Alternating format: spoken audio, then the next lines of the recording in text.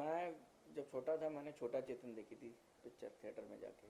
और मतलब बाहर आया था तो ऐसा लगा था अरे क्या देखा। उसके बाद बहुत साल गुजरे, ऐसा कोई एक्सपीरियंस मुझे तो नहीं मिला दोबारा फिल्म में। तो मन था हमेशा से 3D बनाने का। और जैसे अश्विनी जी ने बताया कि मैं टेक्नोलॉजी से जुड़ा हुआ रहा हूँ हमेशा। ये बेल बंद कर जी। तो मैंने बचपन में छोटा चेतन देखी है और सब ने देखी है, मतलब मेरी जनरेशन ने, पूरे जनरेशन ने देखी है। तो वैसा एक्सपीरियंस दोबारा मुझे सिनेमा में नहीं मिला। तो मैं चाहता था 3D फिल्म बनाऊं, काफ़ी टाइम से मन में था। और जैसे पता है कि आपको टेक्नोलॉजी से जुड़ा रहा हूँ हमेशा, कैमराज पोस्ट प्रोडक्शन का काम मैं करता था।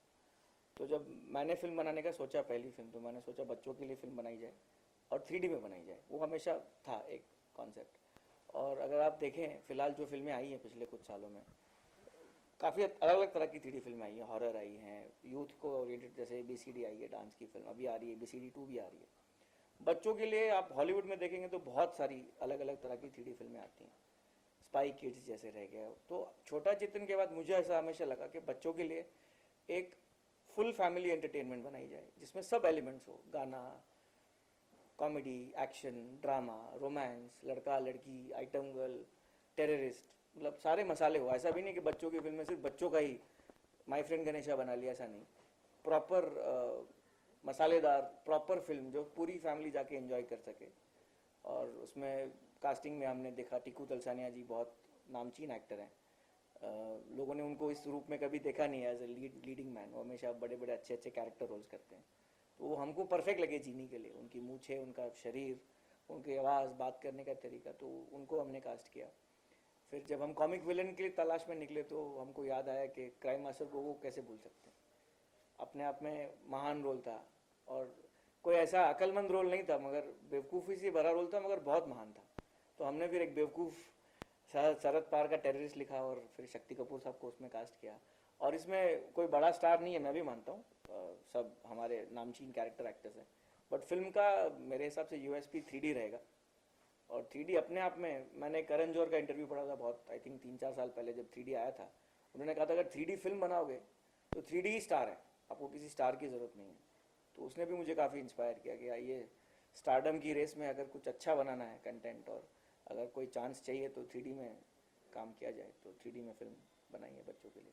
ओके, जब हम बात करते हैं छोटा चेतन की बात करते हैं या हम फिल्मों की बात करते हैं जो खास बच्चों को लेकर बनाई जाती हैं, और हिंदुस्तान में इतनी फिल्में बनती नहीं है जहाँ बच्चों को लेकर बनाई जाए, और आप बना रहे हैं। क्या अलग होगा अगर मैं आपकी फिल्म की बात करूं बाकी फिल्मों से? 3D है वो तो it's very much clear, it's a 3D। क्या अपीलिंग रहेगा जो बच्चों को खींचेगा फिल्म में? देखिए, थोड़ा सा मैं इस बारे में मानता हूँ कि हम जब बच्चों की फिल्म बोलते हैं तो हम बहुत टाइपकास्ट बात करते हैं।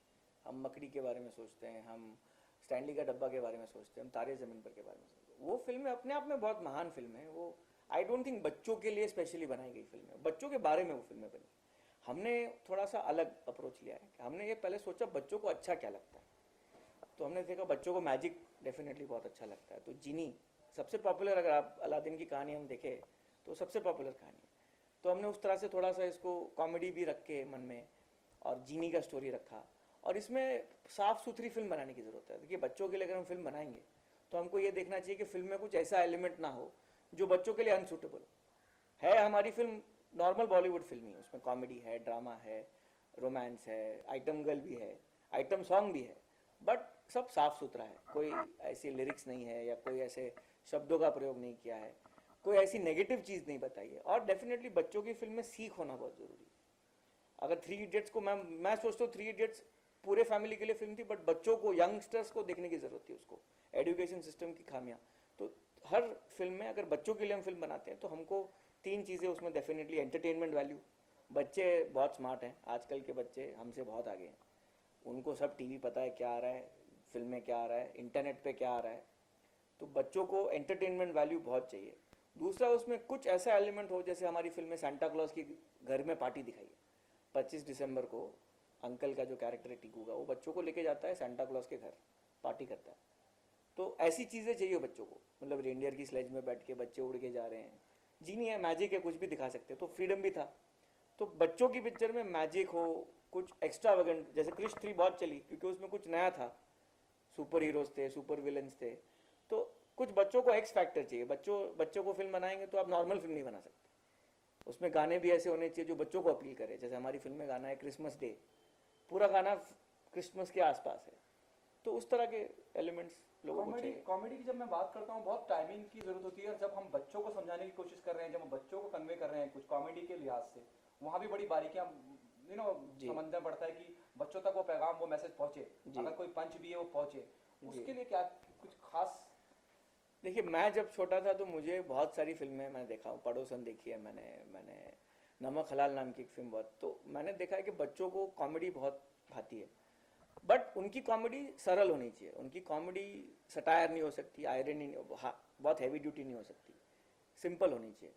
बच्चों को सरल चीज़ें पसंद आती है, आजकल के बच्चों को थोड़ी ज़्यादा कॉम्प्लिकेटेड चीज़ें पसंद आती हो, तो मैं उन फिल्मों से बहुत इंस्पायर्ड हुआ। नमक हलाल हुई, कादर खान के डायलॉग्स मुझे बहुत पसंद, हम सब बच्चे थे तब कादर खान के डायलॉग बोलते थे रिपीट में, तो थोड़ा सा बच्चों के लिए मैंने उस तरह से सोचा कि स्क्रिप्ट में टाइमिंग से ज़्यादा कंटेंट ज़्यादा इंपॉर्टेंट है। तो जिन है, एक लड़का है, कॉमिकल सिचुएशंस है, हमने किशोर कुमार जी को बहुत बढ़िया ट्रिब्यूट दिया है। पड़ोसन मेरे को लगता है सब बच्चों की एक ज़माने की फेवरेट फिल्म रही होगी, तो हमने एक आशीष रॉय नाम के बहुत अच्छे एक्टर हैं, उनको किशोर कुमार जी का रूप देके फिल्म में यूज़ किया है, और सिली फिल्म बनाई है। देखिए, मैं सीरियस फिल्म नहीं बना सकते बच्चों के लिए, सिली, मैं तो कहूँगा मेरी फिल्म सिली है, बेवकूफ़ियों से भरी हुई है। तो बेवकूफ़ी बहुत, जैसे अभी एंटरटेनमेंट फिल्म आई थी लास्ट ईयर, बेवकूफ़ी वाली फिल्म थी ना, कि कभी कुत्ता ये करता है, कभी करंट लग रहा है, तो बच्चों को ऐसी सिली चीज़ें, मस्खरापन बहुत अच्छा लगता है। तो मैं नहीं समझता कि बच्चों के लिए कोई अलग से कॉमेडी करने की ज़रूरत है, साफ़ सुथरी, और मेरे हिसाब से पंचेज अच्छे होने चाहिए, सिंपल होने चाहिए, जिस पे सब हंसेंगे, छोटा भी हंसेगा, बूढ़ा भी हंसेगा, तो बच्चे हंसते हैं। और बच्चों के लिए खास कोई ऐसे डबल मेहनत करने की जरूरत नहीं है, साफ सुथरी फिल्म बनाए। ओके, बच्चों की, हम बच्चों का जिक्र करते आ रहे हैं, और आपकी फिल्म में मैं उस बच्चे के बारे में जानना चाहूंगा जो कहानी को, स्टोरी को आगे लेके जाता है। देखिए, कहानी तो बच्चे की नहीं है, एक लगभग 22-23 साल का लड़का है, उसके बारे में स्टोरी है, बट बच्चों का बहुत इंपॉर्टेंट रोल है। उस किरदार की प्रॉब्लम यह है कि वो एक ऑर्फन है, मतलब उसके माँ बाप बचपन में गुजर गए, तो दुनिया के साथ अपने आप को एडजस्ट नहीं कर पाता है, तो उसके बच्चे ही दोस्त हैं। नॉर्मली ऐसा मैंने देखा है, जो लड़कों के साथ ये हालत होती है प्रॉब्लम, लड़के लड़की जो जिनके माँ बाप बचपन में गुजर जाते हैं, तो जब वो बड़े होते हैं तो उनके शायद आत्मविश्वास में उतनी नहीं आती, तो बच्चों के साथ ही दोस्ती करते हैं। तो हमारे बच्चे भी बड़े इंटरेस्टिंग हैं, किसी बच्चे का नाम डॉन है, कोई बच्चे का नाम मोंटू है, और बच्चे खुद एडमिट करते हैं किसी किसी में कि हम नॉटी, हमको सेंटा क्लॉज क्रिसमस प्रेजेंट नहीं देंगे। तो बच्चों की फिल्म में बच्चों को भी लिया है, और बच्चों से काम भी अच्छा करवाया हमने।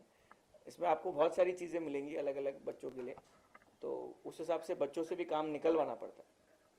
द लास्ट वन, क्या मैसेज देना चाहेंगे ऑडियंस से, why they come and be a part of your film?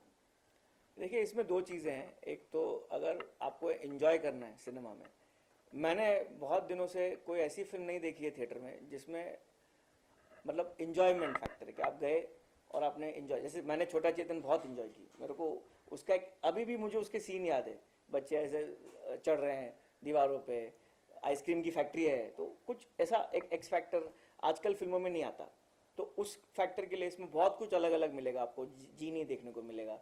शायद हिंदुस्तान में प्रॉपर जीनी के बारे में पहली फिल्म है, एक आध दुका सिचुएशन दिखाई है इंडिया में, बट जीनी को लेके शायद पहली फिल्म है। दूसरा, इसमें हमने एक बहुत ही अच्छी कहानी बताई है कि इंसान को पैसा, पावर, लालच और भी जो मटीरियलिस्टिक चीज़ है उसकी कोई वैल्यू नहीं होती है। अल्टीमेटली प्यार, अपनेपन, माँ बाप का प्यार, उसकी बहुत वैल्यू है। तो इस पिक्चर में आप ये देखेंगे कि जिन आने के बावजूद भी जो लड़का है वो क्या मांगता है जिनसे, वो खास फिल्म में देखने के लिए है कि वो क्या मांगता है। तो एक बहुत ही सटल, देखिए बच्चों को आप ज़्यादा बड़ा मैसेज नहीं दे सकते, आपको सटल मैसेज, छोटा मैसेज देना पड़ता है, बट सही मैसेज होना चाहिए। तो पिक्चर में 3D भी है, बहुत सारा, बहुत ही दिमाग खराब एंटरटेनमेंट है, मतलब मनमोहन देसाई की फिल्में याद आएंगी आपको कि दिमाग घर पे छोड़ के आए, कुछ भी होगा, कहीं से भी कुछ भी होगा, प्लस 3D तो है ही, और आपको एक पारिवारिक, सामाजिक, पूरी साफ सुथरी फिल्म मिलेगी, जिसमें थोड़ा बहुत मसाला तो डालना ही पड़ता है सर, अगर खिचड़ी में भी नमक नहीं होगा तो आप नहीं खाएंगे। तो मैं कहूँगा पूरी गुजराती थाली है, सब गुजराती लोगों ने बनाई है फिल्म, तो आपको गुजरात वाली एक महक मिलेगी फिल्म में। तो एक मेरे हिसाब से तो एक अलग ही, इट्स अ विजुअल एक्स्ट्रावेगेंसा, आपको बहुत शानदार फील आएगा, उसके लिए जाना चाहिए theatre. Thank you so much. Thank you. खुद फैन हो, सोचिए पानी पी लीजिए। हाँ जरा पंखा चालू कर दो